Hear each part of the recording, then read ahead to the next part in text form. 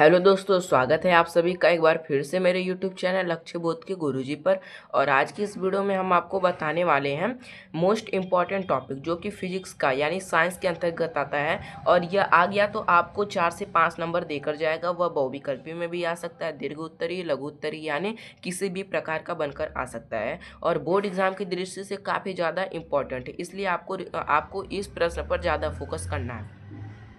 तो वह उस प्रश्न का नाम है प्रकाश का अपवर्तन और प्रकाश के अपवर्तन के नियम। यानी इन दोनों चीज़ों के बारे में आज की इस वीडियो में डिस्कस करेंगे। यानी refraction of light, refraction of law, कितने नियम होते हैं, कौन कौन से होते हैं, क्या क्या परिभाषाएं हैं, इन सब चीज़ों के बारे में आज की इस वीडियो में बात करने वाले हैं। तो बने रहिएगा वीडियो के अंत तक। लेकिन उससे पहले यदि आप हमारे इस चैनल पर नए हैं तो वीडियो को लाइक कर दीजिएगा और चैनल को सब्सक्राइब करना मत भूलिएगा। चलिए बिना किसी देर के वीडियो की शुरुआत करते हैं। सबसे पहला हमारा जो टॉपिक है प्रकाश का परावर्तन, प्रकाश का अपवर्तन। प्रकाश के परावर्तन के बारे में हमने पहले ही जान लिया। प्रकाश के अपवर्तन को अंग्रेजी में कहा जाता है रिफ्रैक्शन ऑफ लाइट, REFRACTION यानी रिफ्रैक्शन ऑफ लाइट, प्रकाश का अपवर्तन। प्रकाश का अपवर्तन कहते किसे हैं?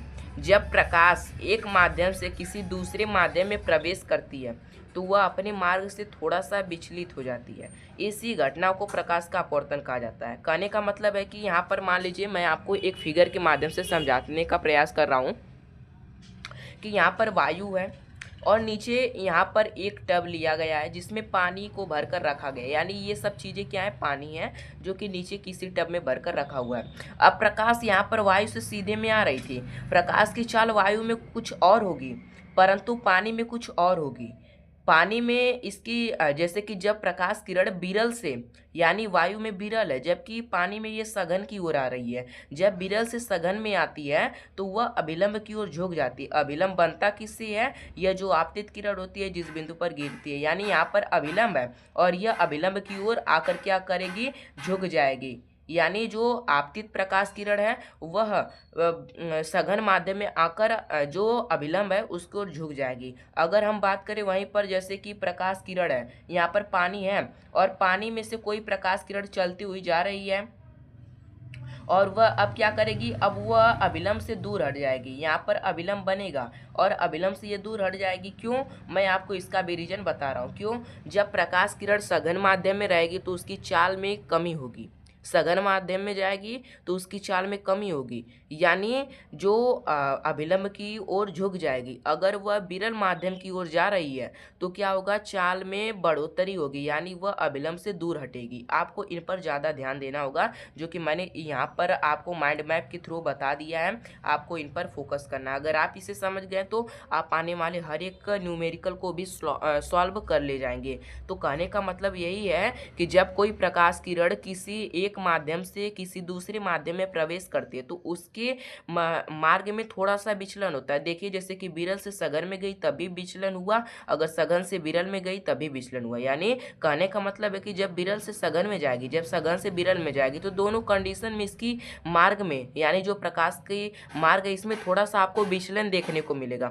विचलन का मतलब थोड़ा सा भटकाव देखने को मिलेगा और इसी घटना को प्रकाश का अपवर्तन कहा जाता है। मुझे उम्मीद है कि आपको अच्छी तरह से समझ में आ गया होगा। अब मैं आपको यहाँ पर जो फिगर बनाया गया है इसके बारे में थोड़ा सा बता देता हूँ। यहाँ पर मैंने अभी आपको बताया कि यह अभिलंब होगा। फिर इसके बाद जो आपतित किरण और अभिलंब के बीच जो आने वाली प्रकाश किरण होगी उसे आपतित किरण कहेंगे। और जो यह दूसरे माध्यम में प्रवेश करेगी इसे अपवर्तित किरण के नाम से जाना जाएगा।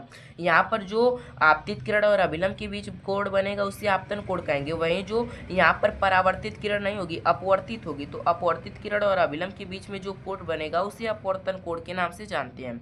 और यहाँ पर वायु यानी पहला जो हमारा यहाँ पर माध्यम है, वायु एक माध्यम है और जल भी एक माध्यम है। वायु विरल माध्यम है, वहीं जल एक सघन माध्यम है। जब इसमें से इसमें प्रवेश की तो वह अभिलंब की ओर झुक गई। अगर यही इसमें से इसमें प्रवेश करती तो यह अभिलंब से दूर हट जाती। बस यही कंडीशन आपको याद रखना है। इसके बाद यहाँ पर दूसरा परिभाषा क्या है जो कि मोस्ट इम्पॉर्टेंट है, आपको बहुविकल्पी में भी देखने को मिल सकता है और थ्योरी में भी देखने को मिल सकता है। इस पर आपको ज़्यादा फोकस करना है। यहाँ पर कह रहा है कि अपवर्तन के भी दो नियम होते हैं। जैसे कि जिस प्रकार से परावर्तन यानी प्रकाश के परावर्तन के दो लॉ होते हैं, उसी प्रकार से अपवर्तन के भी दो लॉ होते हैं। पहला कौन सा लॉ होता है? पहला लॉ उसी से मिलता जुलता रहेगा, यानी आपतित किरण, अपवर्तित किरण और अभिलंब और आपतन बिंदु पर खींचा गया अभिलंब, तीनों क्या होंगे? एक ही तल पर स्थित होंगे। कहने का मतलब है कि जो परावर्तन का पहला नियम था और अपवर्तन का पहला नियम दोनों समान है। फर्क इतना है कि वहां पर परावर्तित किरण हुआ करती थी, यहाँ पर अपवर्तित किरण होगी, बस ये इतना ही फर्क है, बाकी सब सेम है। यानी आपतित किरण और अभिलंब पर खींचा आपतन बिंदु पर खींचा गया अभिलंब और अपवर्तित किरण तीनों एक ही तल पर स्थित होते हैं। यह हमारा हो गया पहला नियम। और मैं आपको बता देता हूँ कि बहुविकल्पी में पूछा जाता है कि द्वितीय नियम को किस नियम के नाम से जाना जाता है, तो स्नेल का नियम कहा जाता है। यानी द्वितीय नियम को स्नेल का नियम कहा जाता है।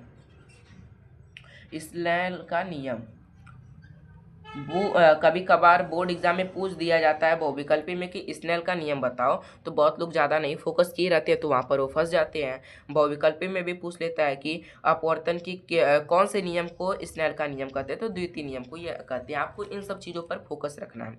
फिर द्वितीय नियम का कहना आखिर क्या है कि जो किन्हीं दो माध्यमों के किन्हीं दो माध्यम में किन्हीं दो माध्यमों और प्रकाश के किसी विशेष रंग के लिए आपतन कोण की जिया और अपवर्तन कोण की जिया का अनुपात सदैव नियतांक होता है। यानी कहने का मतलब है कि जो आपतन कोण होगा और जो अपवर्तन कोण होगा, इनके कोण की जो ज्या का अनुपात होगा वह क्या होगा? सदैव एक नियतांक होगा। यानी किन्हीं दो माध्यमों के लिए आपतन कोण की ज्या और अपवर्तन कोण की ज्या का अनुपात सदैव नियतांक होता है।